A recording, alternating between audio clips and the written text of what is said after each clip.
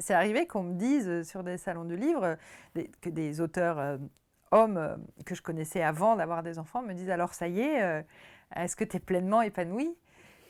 Et du coup, je ne sais pas ce que je dois faire de cette question. Est-ce que j'avais l'air pas du tout épanouie avant ou, qu'est-ce qui se passe?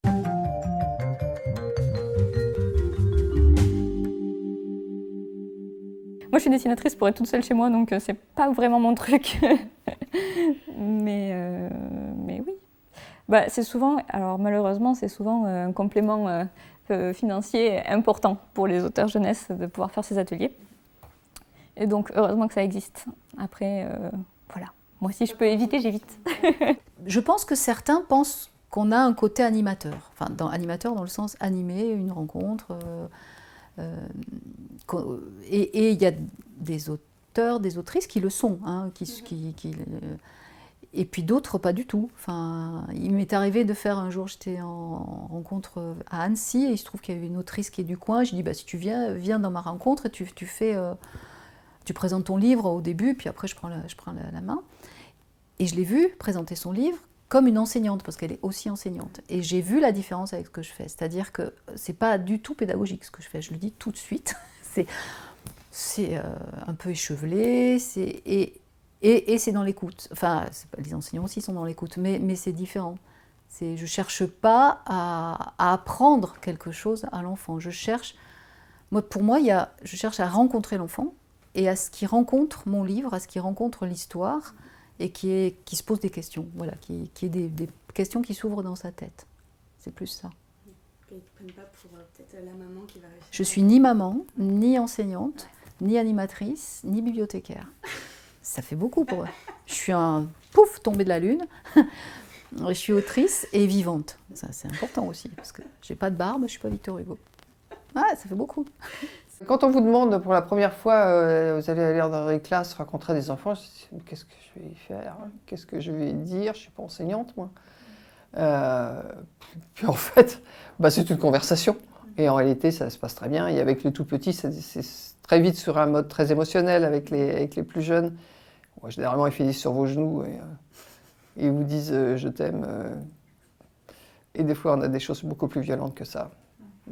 J'ai quand même rencontré un jour un petit garçon qui m'a dit « Est-ce que tu voudrais pas m'adopter, comme ça ma mère arrêterait de me battre ?» Voilà, donc il y a des choses aussi qu'on se prend dans la figure. Bon. Et puis ce qui est bien avec les enfants, particulièrement les plus jeunes, c'est qu'ils vous disent ce qu'ils pensent. Donc ils vous disent « Ah, j'ai pas aimé ton livre tout aussi bien que je t'aime. » Bon, généralement ça se passe bien, hein. Pas trop de soucis. Je pense que c'était un peu une rencontre mutuelle. Autour de ce livre. C'était, par exemple, quand je le présentais, ce livre, dans un atelier à l'école, c'est des enfants qui m'ont montré que le motif du pull de AD correspondait à l'intérieur du livre, en fait, sur les premières pages. C'était genre un fond orange à pois rouge, et ils se sont dit « Ah ouais, comme le pull d'AD !» Et là, j'étais là, et ce moment très gênant où c'est mon livre, où je dois faire « Oui, tout à fait !» Alors que je m'en étais jamais rendu compte depuis 6 mois. Donc j'ai vraiment aimé ça, en fait, en travaillant en littérature jeunesse, cette rencontre avec les enfants, autant sur ce qu'ils m'apportent que ce sur quoi je travaille pour leur apporter quelque chose, en fait. En fait, les grossesses ont été pour moi, dans les deux cas, des périodes de vraie grande inspiration avec des idées surgies de nulle part qui ont émergé à ce moment-là. Bon, en même temps, l'utérus, la matrice, c'est aussi a priori l'endroit où naît la création, où se passe la création, où naissent les œuvres. Donc c'est pas totalement abstrait et illogique. Mais il y a eu comme ça des surprises pendant les grossesses. Malgré la fatigue, les idées et la motivation à les écrire, ça me donnait une énergie assez incroyable. Donc j'ai beaucoup écrit pendant mes grossesses. J'ai repris les salons quand mon aîné avait 2 mois. Et pour plein de salons, ça s'est produit.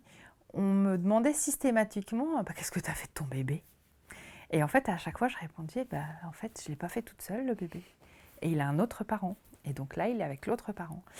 Et je serais bien curieuse de savoir à combien d'hommes sur des salons du livre, d'hommes dont on sait qu'ils sont jeunes parents ou juste parents, combien est-ce qu'on peut demander qu'est-ce que tu as fait de tes enfants? Ça paraît logique, en fait, qu'ils sont avec la maman.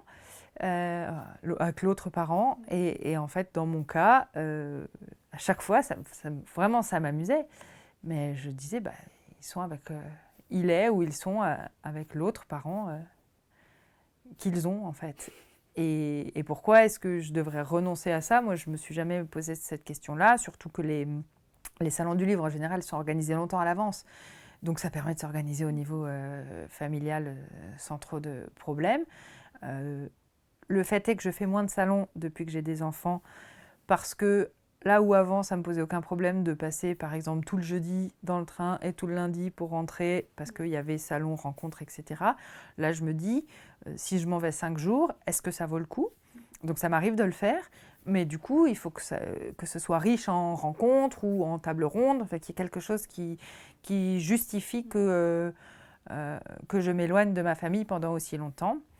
Je ne fais plus un salon juste pour aller me balader comme je le faisais volontiers avant, en fait. Le lendemain, peut-être, je m'aperçois que je suis enceinte.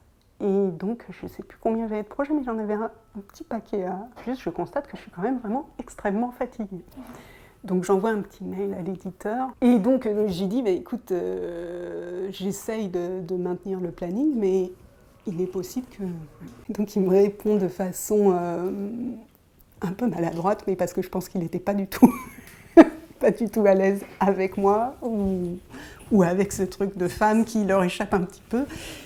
Il me dit « excellente nouvelle » et puis entre parenthèses « si c'est ce que tu souhaites », au cas où. J'arrive à rendre les choses en temps et en heure. Et là, il me dit « bon, ben, on se retrouve dans 3 ans ». Et alors là, pour le coup, je l'ai très très très mal pris. Donc je rentre furieuse, puis après je me dis, oui, bon, non, c'est bon. Et puis cet enfant naît, tout va très bien. Je retourne le voir 2 mois après. Tout se passe bien, et voilà.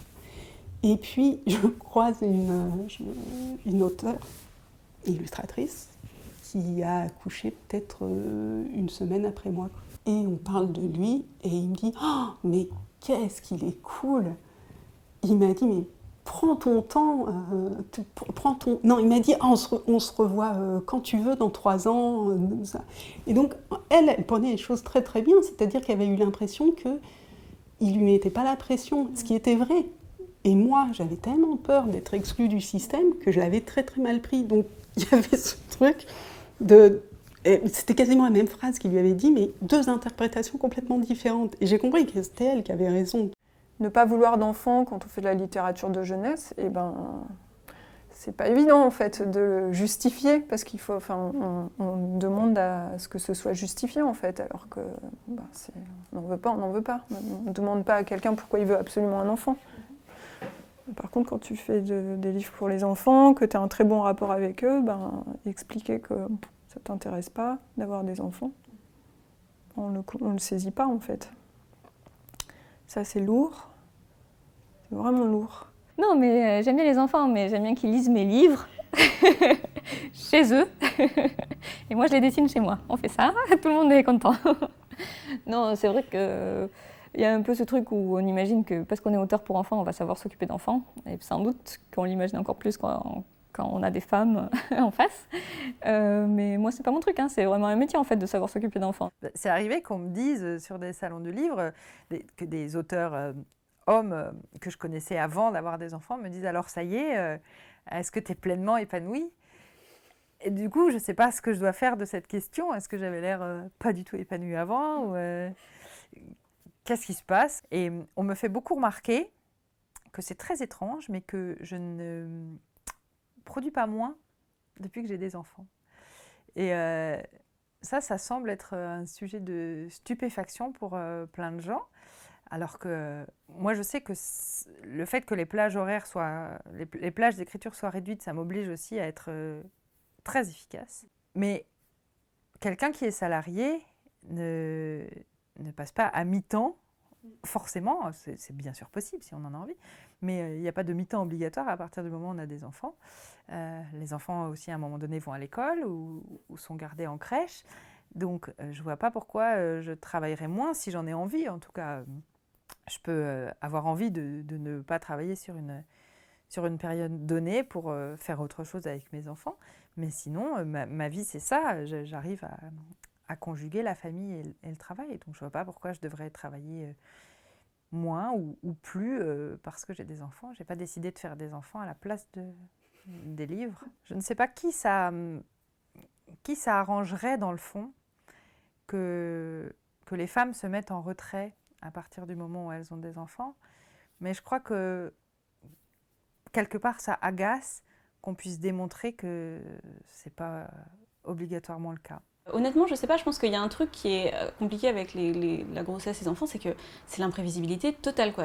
Tu acceptes un chaos dans ta vie, mais qui est de tous les instants. C'est-à-dire que c'est pas seulement de te dire qu'est-ce qui va se passer quand le bébé sera né, c'est qu'est-ce qui se passe s'il naît avec 2 mois d'avance, qu'est-ce qui se passe si il est lourdement handicapé. Enfin, il peut se passer 10 milliards de trucs, quoi. Qu'est-ce qui se passe si je perds mon boulot à la fac et que du coup je dois me retrouver, t'es plus tout seul à te soutenir toi-même, etc. Mais c'est sûr que le fait de ne pas pouvoir autant se déplacer dans les écoles, c'est un gros sacrifice pour moi. C'est un gros sacrifice parce que d'un autre côté, c'est une vraie question de te dire, en fait, quand tu deviens parent, tu recentres, et que tu es auteur jeunesse, tu recentres sur un enfant l'énergie, enfin beaucoup de l'énergie, du temps, etc., que tu donnais à beaucoup d'enfants. Cette condamnation à réserver le foyer aux femmes et la vie publique aux garçons, c'est pas que à l'avantage des hommes. Enfin, je pense que tout le monde y perd, quoi. Et que c'est vraiment un truc de dosage. Et inversement, donc moi je suis beaucoup en déplacement. Et j'adore ça. Et j'adore retrouver les miens une fois que je suis à la maison. Mais je suis aussi très contente que mon compagnon, à la fois, ne se sent pas du tout puni d'assurer le quotidien. Et qu'en même temps, ils reconnaissent que je ne fais pas que la fête sur les salons, que c'est aussi un travail. Donc il y a une espèce de reconnaissance mutuelle, de répartition. Pour moi, c'est vraiment une question de dosage. Je détesterais ne jamais suivre les affaires courantes à la maison. Mais par contre, je vous jure que le confinement, j'ai bien compris que c'était pas pour moi de le faire 24 heures sur 24, quoi. Sans avoir eu à élever d'enfants, c'est un peu dur de parler de tout ça, je trouve. J'espère que c'est pas un atout. Après, honnêtement, dans mon CV, j'ai été 18 ans enfant, donc je dirais que j'ai quand même une certaine expérience en la matière. et voilà, je me souviens à peu près de comment c'était. Donc, comme je disais, moi j'écris en pensant à moi, hein, quand j'étais petite. A priori, j'étais une enfant, donc voilà. Peut-être que quand on a des enfants à la maison, c'est une aide, je sais pas. Moi, je dissocie totalement le fait d'être parent et le fait d'écrire de bons livres pour enfants. Je pense même que ça peut être au détriment l'un de l'autre. Je soupçonne que dans les gens qui se révèlent auteurs, autrices, jeunesse, parce qu'ils ont des enfants, souvent, moi j'ai toutes les sonnettes d'alarme qui emmerdent. Parce que je pense que le critère numéro 1 pour moi pour être un bon auteur jeunesse ou une bonne autrice jeunesse, c'est de très bien connaître la littérature jeunesse, ce qui ne veut pas du tout dire forcément avoir beaucoup d'enfants, loin de là. Cependant, en fait, en littérature jeunesse, il y a toujours une espèce de conflit, de tension, on va dire, à l'intérieur, qui est entre le côté pédagogique, didactique, et le côté esthétique. Et on dit souvent, en tout cas en théorie de la littérature jeunesse, que c'est un art qui est vraiment tiraillé entre les deux. Alors il y a des livres qui sont beaucoup plus sur le spectre, enfin du côté du spectre pédago-didactique, et d'autres beaucoup plus sur le côté esthético-sensoriel d'une certaine manière. Je pense quand même que quand on a une sensibilité vraiment d'auteur-d'autrice jeunesse, on sent que c'est un faux débat d'une certaine manière, et que c'est aussi idiot de rejeter l'esthétique et le sensoriel que de rejeter le pédagogique et le didactique. On ne peut pas échapper au fait que la littérature jeunesse, et en fait c'est même pas qu'on ne peut pas échapper à ce fait-là, c'est que c'est une bonne chose qu'il y a ces deux aspects-là. Et peut-être que pour les gens qui sont très ancrés dans le travail avec les enfants ou alors qui ont eux-mêmes une sensibilité forte par rapport à leurs propres enfants, c'est peut-être les mieux à même de se situer dans un équilibre productif, en fait, fructueux entre ces deux pôles-là.